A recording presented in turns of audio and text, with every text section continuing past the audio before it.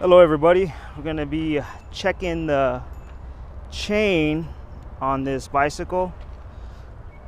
So I'm checking the chain stretch with the Park Tool CC-3.2.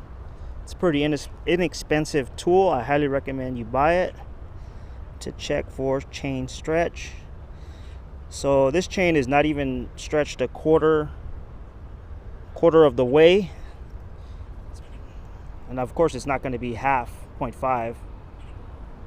Yeah, not even 0.5.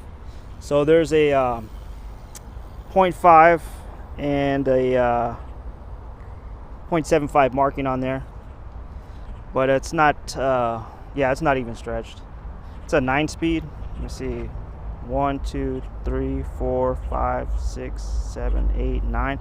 9-speed cassette. It's not a freewheel, it's a cassette.